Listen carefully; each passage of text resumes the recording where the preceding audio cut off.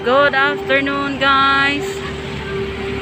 This is Lapu-Lapu Shrine, kani Miga World, Miga World, di Mactan New Town. May siyang new town. Then ang Lapu-Lapu Shrine, this one. Nag-start gani Lapu-Lapu Shrine. Gani Lapu-Lapu Shrine. Kana siya, kanang naasloyo dapita, mga kanana na siya. Mga seafood, no? Mga seafoods restaurant. Mauna siya. Oh. See? Kana tanawa. Mauna siya ngani ang Lapu-Lapu Shrine in Mactan, Lapu-Lapu. See, kay musud ta, padung ta musud ta. Asa taagi to at sloyo, no? Dali kuya.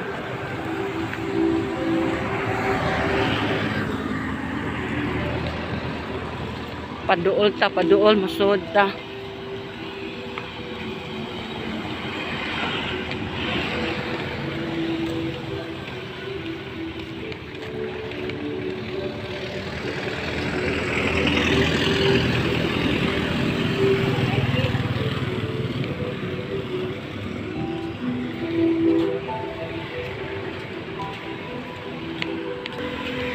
Kana siya. That is Shangri-La Hotel. Shangri-La Hotel. Yung makikita mo sa malayo, yung mataas na building. Yan ang Shangri-La Hotel. Teka. Sheraton Hotel. Sheraton Hotel. Yes, this one. Ayan. Sheraton Hotel.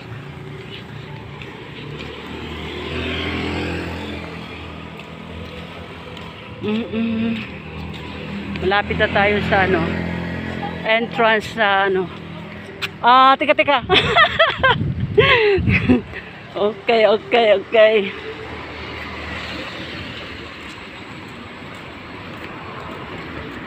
Yung daanan dyan, papunta yan ng ano, Punta Inganyo. Ito na yun. Ito na sa loob ng Mactan Lapu-Lapu Shrine. Ito na yun.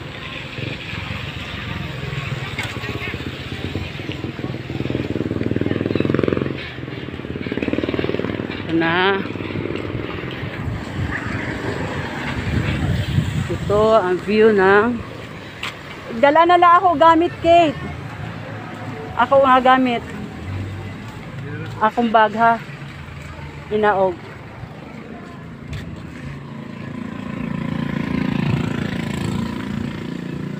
Okay, ito yung entrance.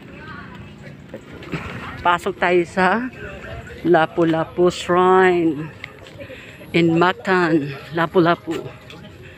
Ano?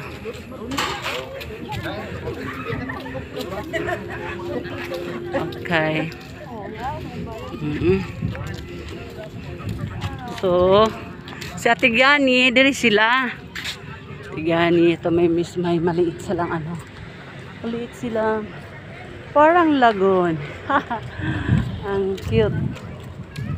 So, yan. Ito na. Punta tayo dun sa malapitan. Punta tayo dun. Kuya, come here. So, yun. Ito na yung sa loob ng Lapu-Lapu Shrine.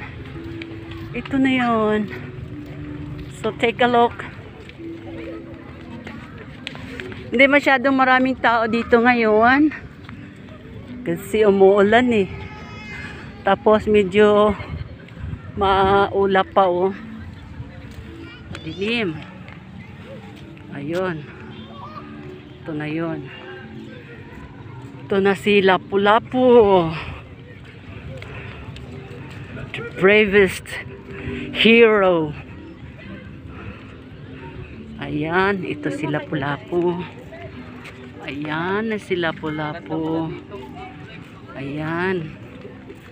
Ito yung history about Lapu-Lapu.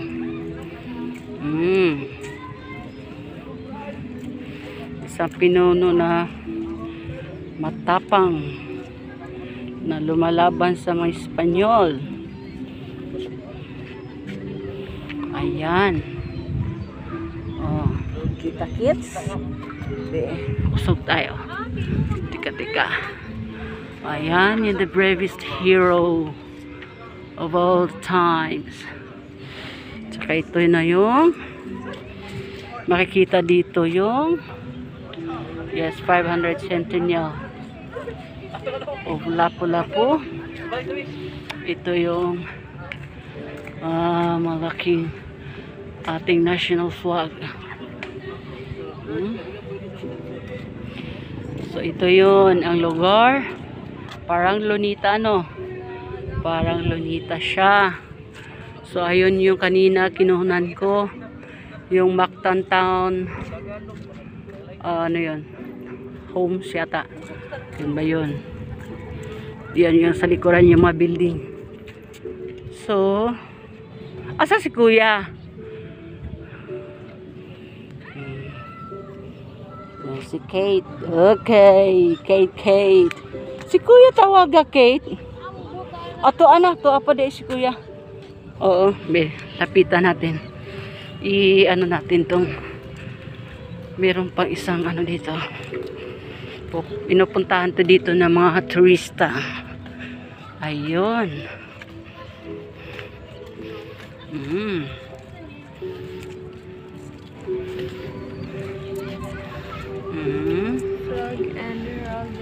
About sa ano? Itong ano to? Binyagan Kristiyano sa Cebu. Noong saan ba? Abril 14, 1521.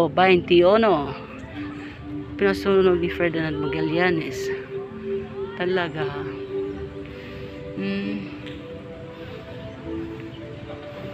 Yan. Ito yung history ng Mactan. Dito naganap ang gubat noong panahon ng mga Kastila at saka ni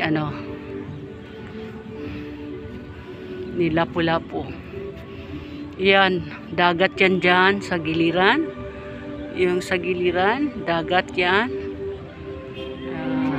Okay. Kuya! Sige, lalapit tayo doon. Doon tayo sa ano. Ay, yung isa, ano yung nakasulat doon.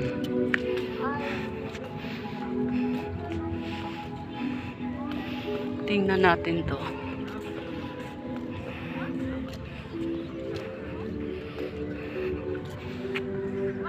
Okay, this is another story about Fernando Magallanes.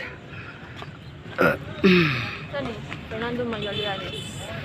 Sa timog silang ay siya na panukalan kay Carlos, hari ng Espanya, na bahagi ng Imperyong Espanyol. Oh my God. Ayun, Fernando Magallanes is also hindi siya wala po sa yun ang Mactan. Yeah, he's a Portuguese. Ito pala si Fernando Magallanes ay isang Portuguese. Okay, so ito naman sa kabila. Ayun, si Hernando de Magallanes. Oh, bakit panay Magallanes ha?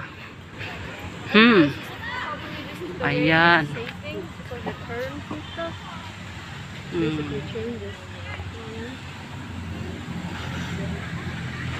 Yeah. Ako pag ginailang style sa architecture niya. Yes. Kung paghimo lahat mga materials na maklaro gad nimo. Ito yung mga stores na nagbibinta ng mga ano, pasalubong.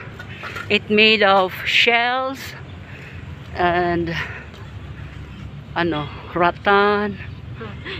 Ano pa? Mga native baskets and bags made of shell craft. Ayun nun. Ito na yung house. Oo, yung maliliit pa kayo dito. Nagpipicture tayo. Ito yon yung picture. Yung paningot ko day. Paningot ko day. Okay, this one. Ito yon, no? Stone Age. Si Lapu-Lapu. Ayan. Here on 27 in April 1521. Lapu-Lapu and his men repulsed the Spanish invaders, killing their leader, Ferdinand Magellan. This Lapu-Lapu became the first Filipino to have repelled European aggression. Woo! Ayan, no? Mag-aaway sila.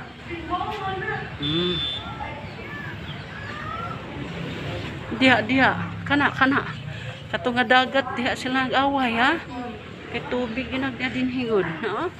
Mao na siya nga lugar. Naana siya na naipambot. Diha sila nag-away. Diha ang battlefield nila. That is their battlefield. Ito yung ano, history about Mactan.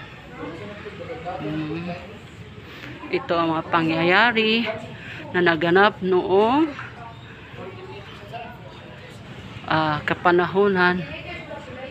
This was 1521. Yun ang nangyayari dito. At nananalo ang Pilipino against the Spaniards. Hindi nila nakuha ang Mactan. Hindi nakuha ng mga Spaniards. Ayan, may aeroplano pa. May plane pa lumapad. Malapit lang dito yung airport. Cebu Airport, malapit lang. My pimple is... Nasana yun? Wala.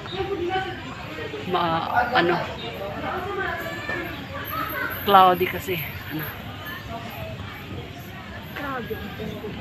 I hate this. Siya masyadong po. Ayun na. There, it exists. Sa ulap. Okay. Parang tapos na yata ko. Inikot ko na ang view dito sa loob ng Lapu-Lapu Shrine. Okay, bye mga guys. Ano ba yun? Apa dito naka-picture pa siya. Siya ba to? No. Asa naman siya?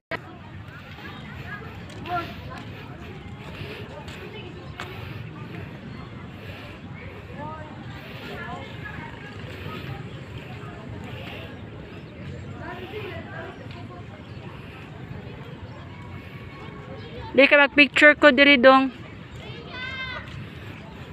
Kuya, mag-picture ta dito.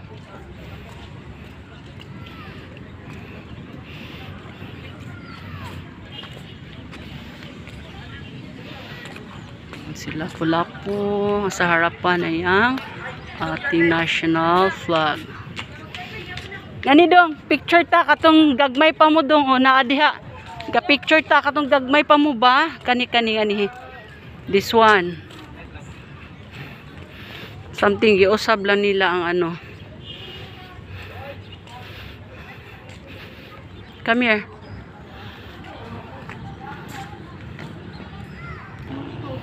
Okay mga guys. Hanggang dito na lang tayo. O dito may nagdatingan ng mga turista. They look like Japanese or Korean. Yeah, I think they are. Yeah, they are Japanese. I see. Hello, Sir Abendan. Good afternoon.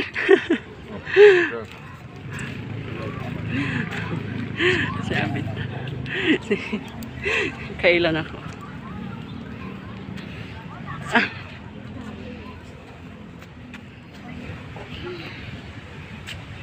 Naka-zoom ka ba dyan? Sige na, kuya.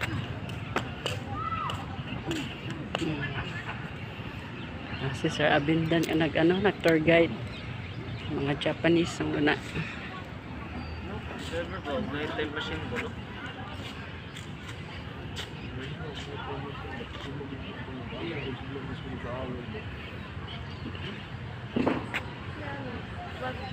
So, sa kato siguro Okay guys, ito yung may share ko sa inyo. Yung sa lugar namin dito sa Cebu. So, this is the Mactan Shrine, or it is called a Lapu-Lapu Shrine. Yeah. Bye-bye guys. Sa next video ko na naman.